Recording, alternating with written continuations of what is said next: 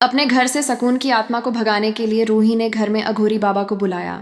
मन सुंदर सीरियल के आने वाले ट्रैक में देखने को मिलेगा कि जब रूही को सकून के डेथ सर्टिफिकेट से पता चलता है कि सकून तो बहुत पहले मर चुकी है, तब उसके होश उड़ जाते हैं। उसे समझ आता है कि जो सकून आज उनके घर में रह रही है वो कोई इंसान नहीं बल्कि एक बुरी आत्मा है जिसने काले जादू का असर कर रखा है। यह बात समझते ही रूही को एहसास होता है कि उस आत्मा से लड़ने के लिए उसे उसी की भाषा में जवाब देना होगा। ऐसी सोच के साथ वह उस जगह पर जाती है जहां प्रेत भगाने का काम किया जाता है और वहां से वह कुछ अघोरी बाबा और तांत्रिक बाबा को अपने घर लेकर आती है। घर पहुंचते ही बाबा लोग पूरे घर में हवन करवाना शुरू कर देते हैं। यह देखकर परिवार के सभी सदस्य हैरान रह जाते हैं। किसी को समझ नहीं आता कि अचानक से रूही को पूजा पाठ और तंत्र मंत्र में इतनी दिलचस्पी कैसे हो गई। जब सकून को इस बात का पता चलता है तो वह नाहर से जाकर कहती है, रूही को यह सब करने से रोको, यह सब भगवान के खिलाफ है। लेकिन इस बार रूही किसी की नहीं सुनती। वह साफ चेतावनी दे देती है कि उसके काम में कोई दखल नहीं देगा। उसके बाद तांत्रिक बाबा और अघोरी बाबा अपने मंत्र जाप शुरू करते हैं और अपनी शक्तियों से घर के अंदर और बाहर मौजूद सभी बुरी आत्माओं को अपनी ओर खींचने लगते हैं। तभी अचानक बिजली गुल हो जाती है। घर की दीवारों पर परछाइयां नाचने लगती हैं और हवाओं में अजीब सी गंध फैल जाती है। सब डर से सहम जाते हैं। तभी एक तेज चीख गूंजती है और दीवारों से लाल धुआं उठने लगता है। रूही के पास खड़ी फूफी बेहोश होकर गिर जाती हैं और बाबा मंत्रों का जाप और तेज कर देते हैं।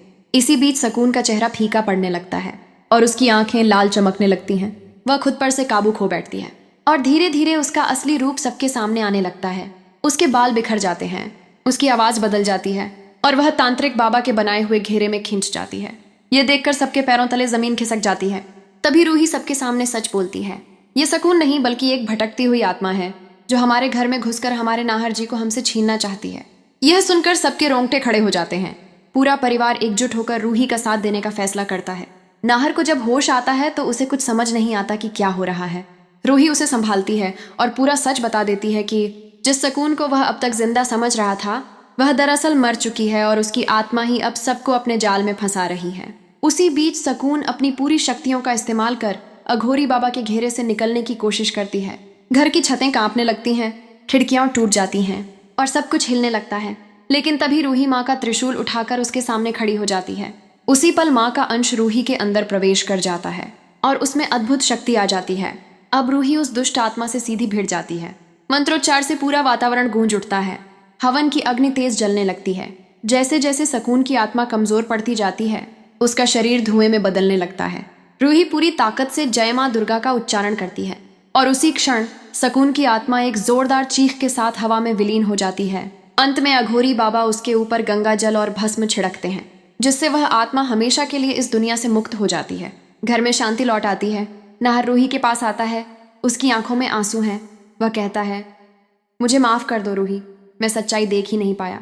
रूही मुस्कुराकर कहती है, अब सब ठीक है नाहर जी। जहाँ सच्चा प्यार और विश्वास होता है वहाँ कोई अंधकार ज्यादा देर टिक नहीं पाता। इस तरह एक बार फिर अच्छाई ने बुराई पर जीत हासिल की और रूही ने अपने परिवार और नाहर को उस बुरी आत्मा के साए से बचा लिया।